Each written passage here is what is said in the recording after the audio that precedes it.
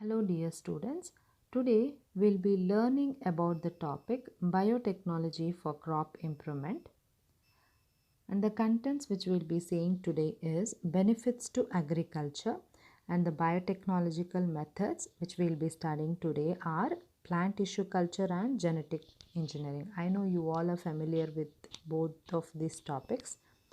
So coming on to the benefits to agriculture, how does this biotechnology help in agricultural aspects?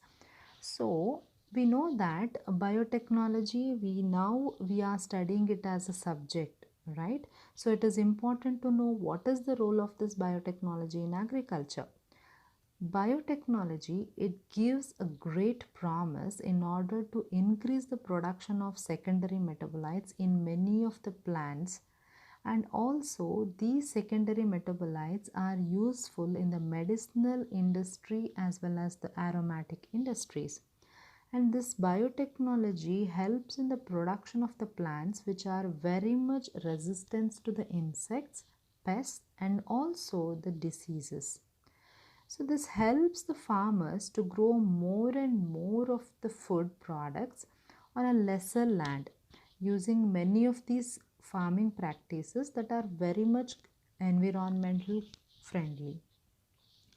So coming on to this benefits to agriculture, the first one is the reduction of breeding time. As we all studied in the last session about the conventional crop improvement technique, there we saw the hybridization technique and all, which is very much lengthier process when compared to this plant tissue culture, which we'll be studying in the later slides. And it actually helps the farmers to reduce the time and gives the more yield. The breeding time for the farmers is less when compared to that of a conventional methods.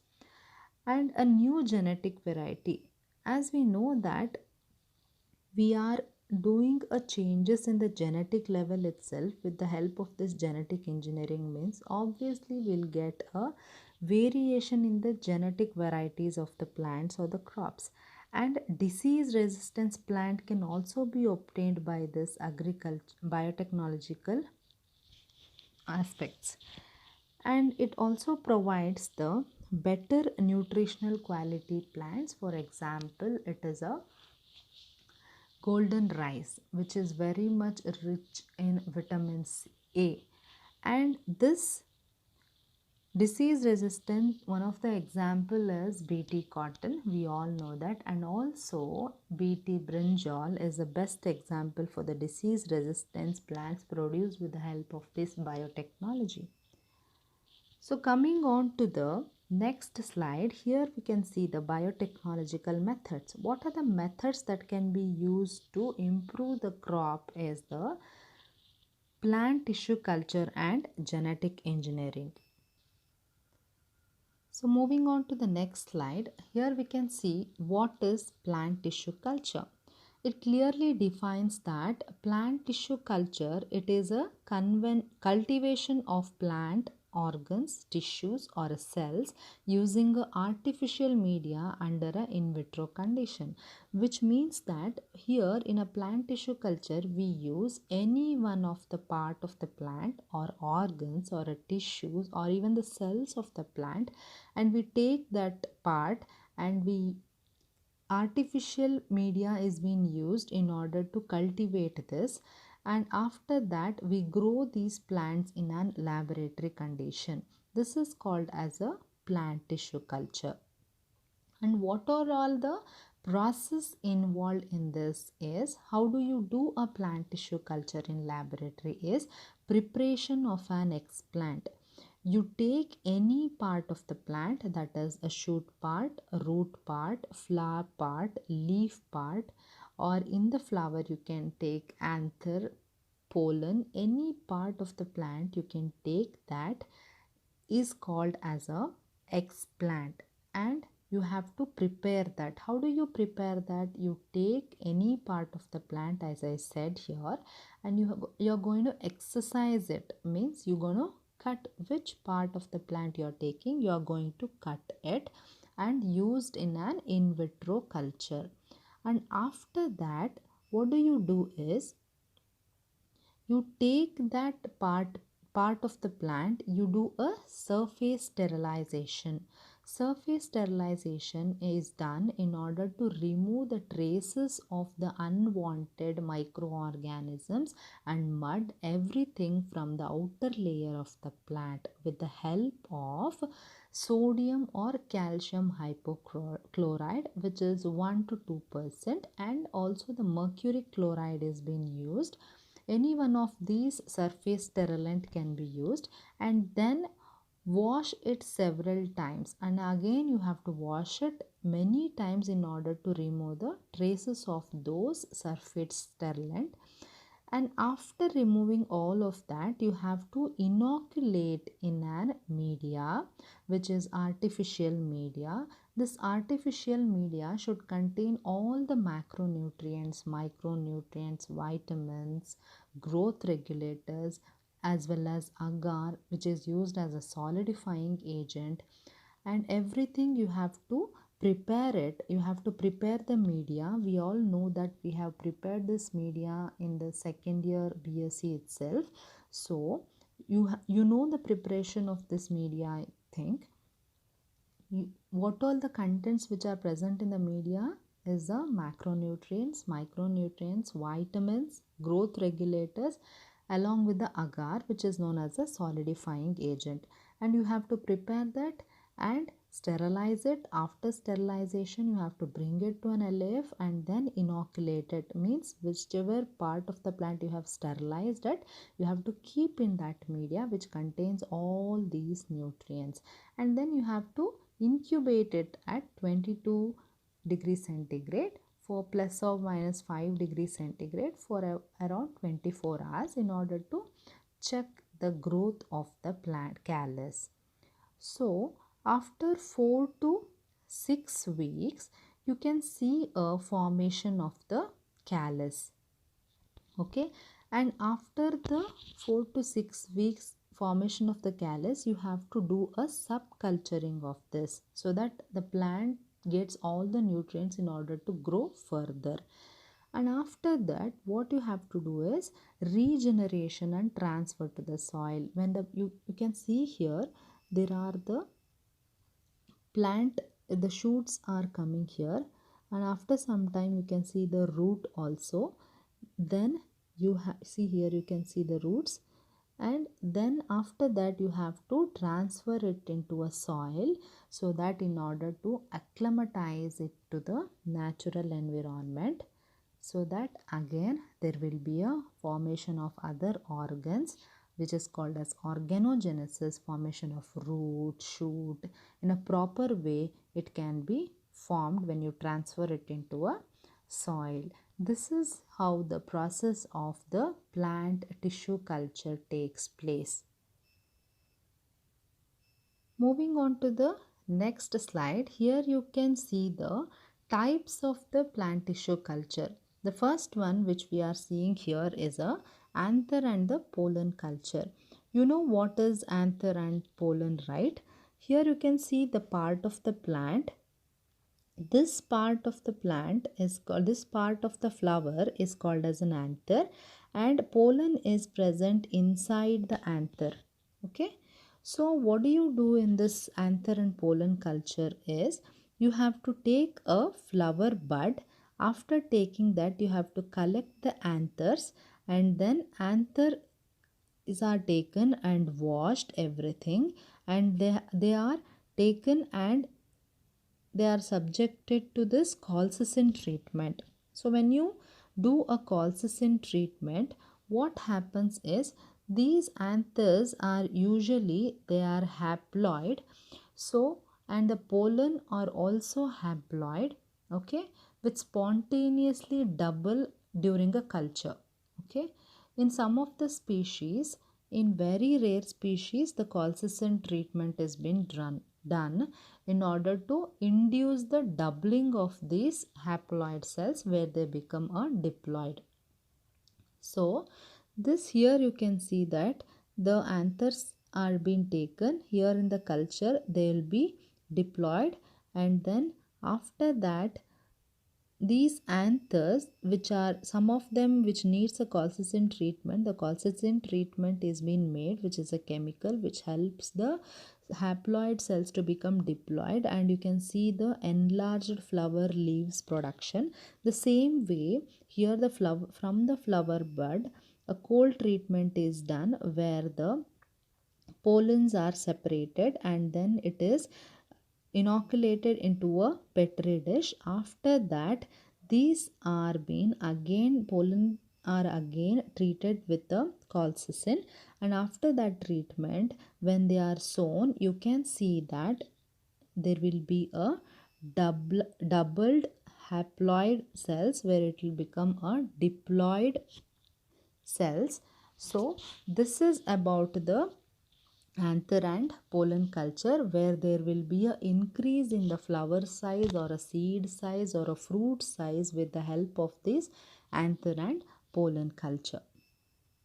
So next here we can see that the creation of usable genetic variability means somoclonal variation. Somoclonal variation means when we grow a plant in an in vitro condition, that is in a laboratory condition, there will be a formation of callus, right? This callus formation, what happens is there will be a cell division. Continuously there will be a division of the cells. During that time, what happens, there will be a separation of these chromosome. If that doesn't take place properly, then that is called a variation will be in the genetic level itself. This type of variation is called as a somoclonal variation. And the plants that are being produced by these types of cells are called as somoclonals. Okay, these are called as somoclonals. This are occurred due to the problem in the cell division. When there will be a cell division in an in vitro condition, there might be a chances of mutation, or there might be a chances of some physical damage. All these things can happen. Because of that, the variation in the chromosome level, that is genetic level itself, takes place. And this type of plants are used in order to produce improved nutritional quality plants. And this is seen in a plant which is grown in an in vitro condition, that is apple, sugarcane, potato, tomato. All these plants were being seen a somoclonal variation, where you can see the plants produced because of the genetic variability. You can here see the phenotypic characteristics also. The plants are completely different among one another. These variations are very much helpful in producing a plant which is a disease resistant, improved nutritional quality, and resistance to stress and all. Okay, this is about the creation of usable genetic variability for the improvement of the crop. This is one among the biotechnological aspect which is being used for the production of improved quality of the plants. So moving on to the next slide, here you can see a wide hybridization. Wide hybridization is one of the important tool which is being used for the production or the transfer of the genes from the wild species plant to a cultivated variety. Okay, this is very important tool for a plant breeder. And this is one of the earliest and very successful form of in vitro culture, which is used to develop the plant embryos, those plant embryos that cannot survive. Okay, these type of plant embryos are being used in order to produce them into a viable plant. Those plants which do not survive, those embryos are being taken, and these are being artificially cultivated or artificially cultured inside the in vitro condition, so that they can become a viable plants.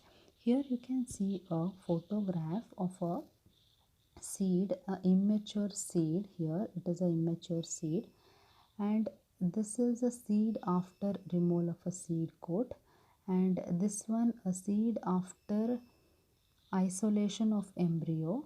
Here you can see the embryo.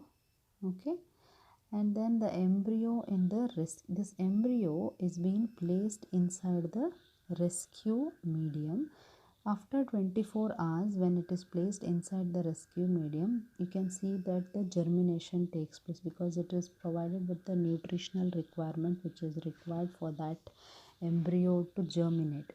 Okay, and then after 48 hours of germination, here you can see the seedlings takes place, and this is the 96 hours after seedling.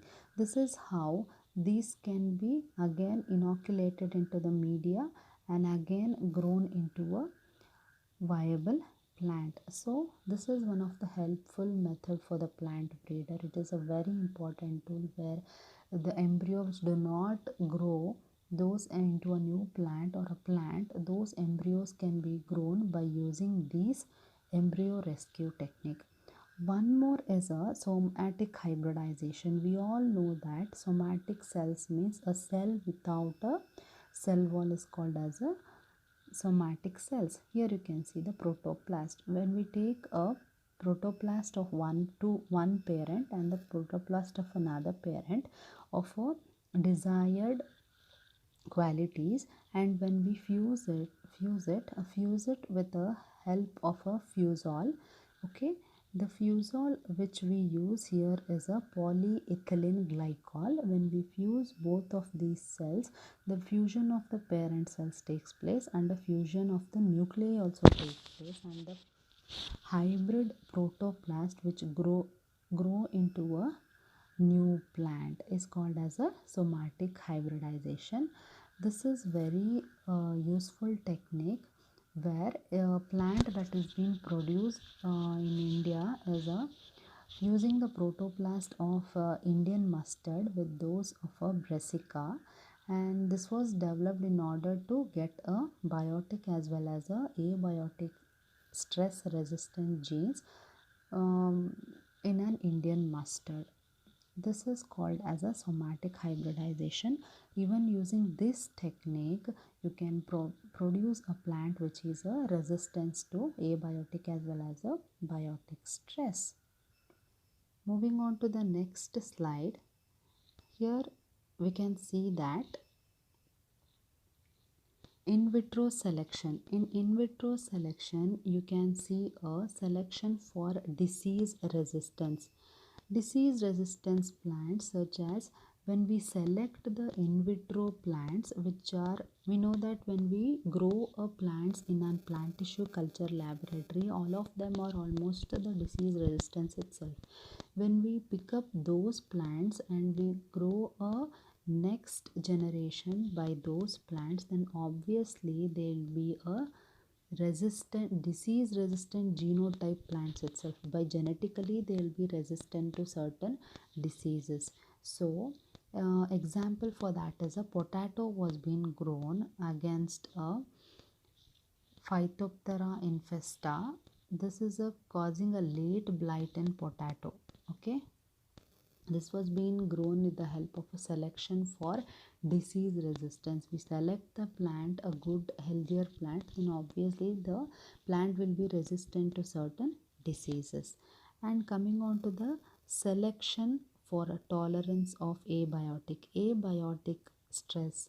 Abiotic related stress means heavy metals, drought stress, cool stress, heat stress, and salinity stress. These are called as the abiotic stress.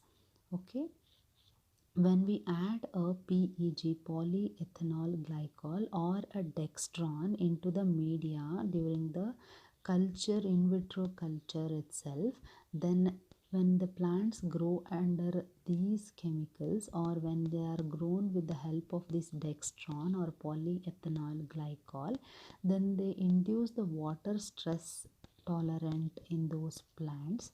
And one of the example for that is a tomato, that is a brassica, is being grown, which is a salt tolerance. Okay, one more thing is a micropropagation.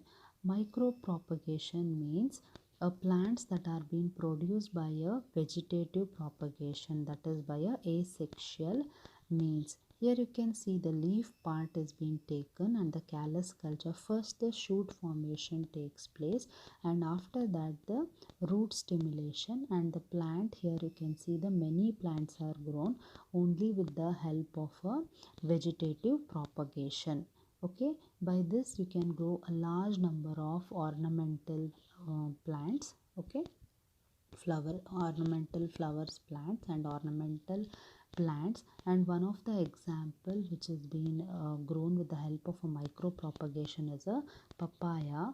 More female plants are developed as they are one of that bear fruits, okay, with the help of the micro propagation technique.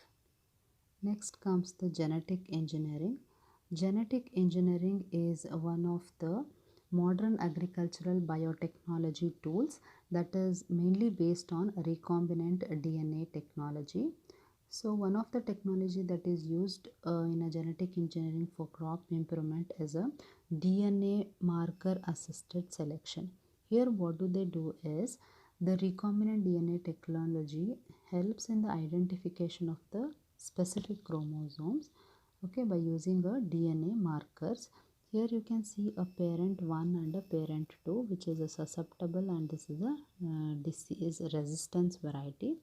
When we do a marker assisted selection, okay, here we can see the marker assisted selection, a large population containing thousands of plants. When we run those DNA, we can see that those bands which are found only one band here.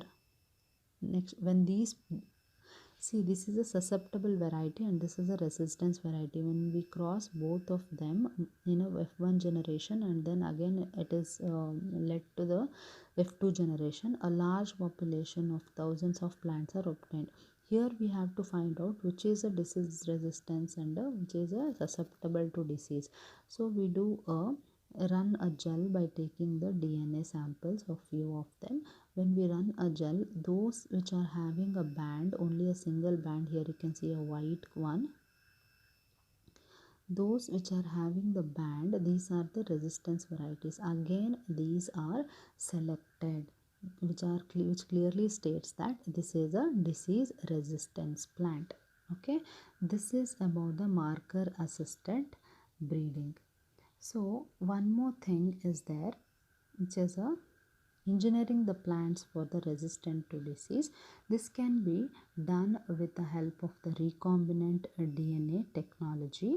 Okay, it has been used to transfer the coat protein into the genes of a tobacco mosaic virus in a tobacco plant, resulting in the protection by this virus. Okay, this has been recombinant DNA technology is used for the production of a tobacco plant resistance to a tobacco mosaic virus by using a recombinant DNA technology where they use a agrobacterium tumefaciens and then transfer the site where the restriction enzyme cuts it, and then it is recombinant DNA, that is TI plasmid, is attached, and then they insert the DNA. After that the plant with a new trait has been obtained.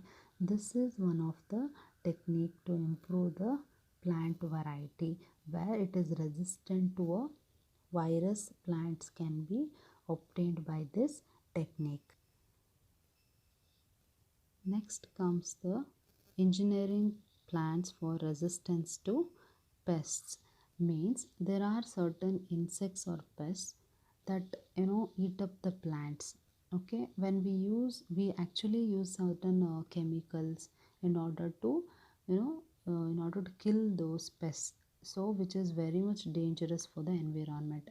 Therefore when we do when we use a genetic engineering technique in order to create a plant, so that expresses certain proteins which are pathogenic or which are harmful for this insects.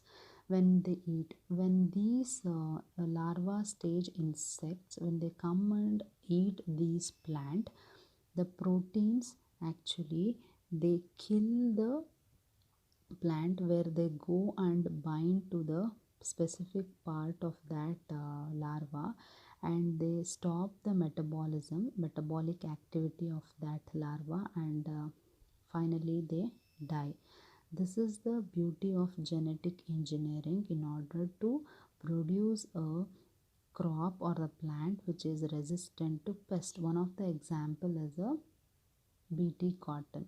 Okay, Bacillus thuringiensis, a insecticidal protein encoding plant which has been cloned using a Ti plasmid vectors of Agrobacterium tumefaciens, and they are also being used for the production of tobacco, Bt tobacco, Bt tomato. All these are being produced by this technique. And then engineering the plants for the resistance to herbicides. We know that herbicides are used to control many of the weeds means which actually inhibit the growth of the required plant. Okay, and these herbicides they actually do a soil erosion, means they deplete the nutrients that are present in the soil. Okay, therefore, when we use genetically engineered crops which are resistant to these herbicides, okay, that time what do is they get resistant to these herbicides even when they are sprayed on them. Okay, glyphosate is a non-specific herbicide, and this kills the green plants by inhibiting the EPSP, okay, synthase. And so the plants have been engineered with the mutant EPSP and synthase gene for the glyphosate. Okay, this is the one of the example for the plants which are resistant to the herbicides. And engineering the plants for the nutritional quality. In order to get a high nutritional quality plants, genetic engineering technique is very much important, like golden rice for vitamin rich, we all know that, and soya bean which is rich in protein. All these plants are grown with the help of a genetic engineering. Okay, till now we learned about the agriculture biotechnology aspect and how to improve this crop with the help of biotechnology. Thank you.